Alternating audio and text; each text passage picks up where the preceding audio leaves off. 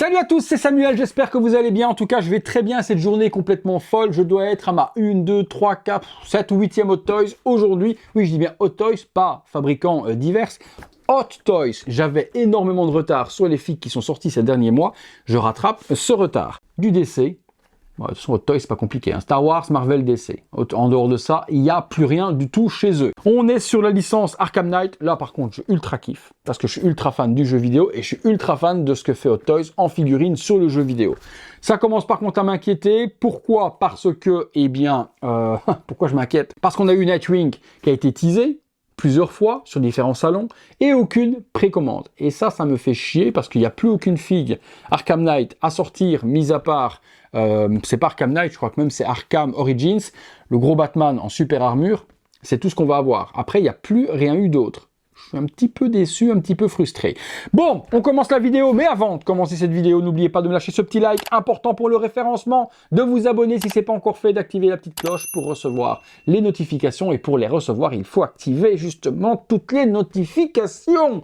N'oubliez pas, ok? Batgirl, Batman, Arkham Knight, visuel de la boîte, toujours très texturé sur les versions Arkham. Le personnage est dessiné, c'est la jolie Barbara Gordon, 1/6 scale collectible figure. Le logo Batman Arkham Knight, Batgirl écrit, c'est la VGM 40, donc 40e figurine de jeu vidéo. Sur le côté, Batgirl au cas où vous ne l'auriez pas vu, sur l'arrière, le personnage de nouveau représenté avec le gros A de Arkham, une boîte qui a pris très cher et qui est à moitié défoncée. Sur l'arrière, on est sur le panel, hop, complet du visuel de devant qui est exceptionnel. Et sur l'intérieur, on retrouve le logo de Arkham et puis le contenu de la figurine que l'on se détaille de suite. Comme d'habitude, la figurine n'a jamais été ouverte. Je la découvre en même temps que vous. C'est parti pour le contenu. Allez, on est parti pour le contenu de la boîte.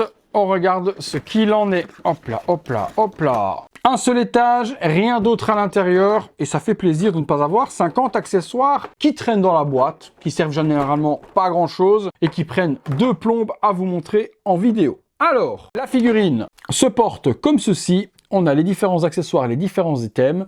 On est plutôt pas mal gâté. On regarde le tout dans le box. Les accessoires avec cette Batgirl, on n'a pas grand chose, mais le nécessaire. On a le socle pour commencer avec le logo Batgirl devant, Arkham Knight et puis la ville d'Arkham. Et ici devant, on a Batman, Arkham Knight, Batgirl. On retrouve quelques accessoires que l'on connaît déjà.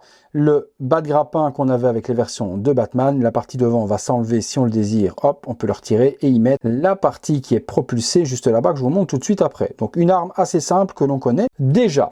On a ensuite un nouveau item qu'on n'avait pas sur les versions précédentes. Il s'agit d'un espèce d'hologramme qui vient se déplier de façon électronique. On avait le même sur le brassard de Batman, mais pas en accessoire supplémentaire comme ici. Donc c'est plutôt bien géré, ça fait une map et on voit les ennemis tout autour. On retrouve 2 batarangs avec cette Batgirl, donc les mêmes batarangs qu'on avait avec Batman aussi, ils ne sont pas spécifiques à Batgirl. Une multitude de mains différentes, donc des mains gantées de la sorte, un petit peu robotiques, donc avec des parties qui reprennent les couleurs du costume, gold et noir sur l'intérieur, c'est texturé aussi. Et il y a 10 mains au total avec cette figurine. Une bouche alternative, souriante, avec un petit smile que l'on mettra sur le visage de Barbara Gordon pour vous montrer la différence entre les deux looks.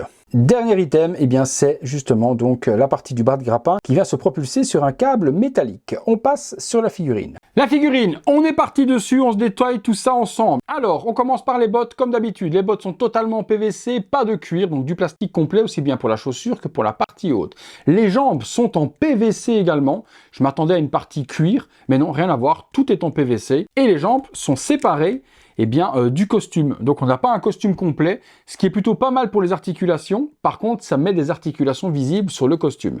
Les jambes sont séparées, donc du coup du bassin, on a les articulations visibles un petit peu partout, un petit peu comme, comme je sais pas vous expliquer comme quoi, comme type de figurine, mais vous avez compris ce que je voulais vous dire. La bas de ceinture est représentée devant avec le petit logo de Batgirl. On a les abdominaux, la partie haute est séparée aussi, ce qui fait qu'on peut tourner la figurine au bassin sur elle-même. Le bat logo est très joli, par contre il est griffé, abîmé, c'est voulu, j'aurais préféré l'avoir nickel. L'armure est très bien gérée, les bras par contre eux ne sont pas séparés comme les jambes, ils font partie du costume, ce qui permettra pas de lever le bras super haut à la figurine. Un petit peu dommage. On peut plier par contre le bras pratiquement sur lui-même. Aucun problème là-dessus. Les brassards sont officiels et accurate également aux jeux vidéo. La cape, elle revient par devant ici. Elle est câblée. Donc on peut lui donner la forme que l'on veut. Elle est d'un aspect PVC chelou sur le dessus, mais c'est fidèle au jeu. Et sur une partie un petit peu, comment dire, sky, très fin, très fragile sur le bas. Figurine, au niveau des matériaux, je suis pas, surtout de la cape, je suis pas super friand. J'ai très peur de ce qu'elle va devenir dans le futur. Donc câble, on peut donner la pose que l'on veut à la cape de Batgirl. Elle est câblée aussi sur le bas. Je regarde, non, pas de câblage sur le bas, juste sur les côtés. Le visage de Barbara Gordon est sublime, rien à dire. Elle a bien son menton hyper proéminent, mais elle est comme ça dans le jeu vidéo également. Vraiment très bas pour le menton. Les yeux bleus sont super bien peints. Et ils ont fait quelque chose de plutôt pas mal également, c'est que en dessous du casque, ils lui ont mis des vrais cheveux roux, au lieu de faire des cheveux sculptés en plastique. Ça matche bien, ils tombent bien, ils sont bien coiffés, ils ont la forme qu'il faut également en S. Je vais pas me plaindre, je trouve que c'est vraiment très bien pensé de la part de Hot Toys d'avoir fait des vrais cheveux sur cette figurine. Il y a des bouches alternatives pour échanger les expressions. Comme d'hab, on peut les retirer facilement en faisant un petit levier avec le doigt, voilà, de la sorte. Vous enlevez la partie bouche et vous pouvez la remplacer par une autre expression. On est parti, on se fait une ou deux pauses dans le box. C'est parti les amis.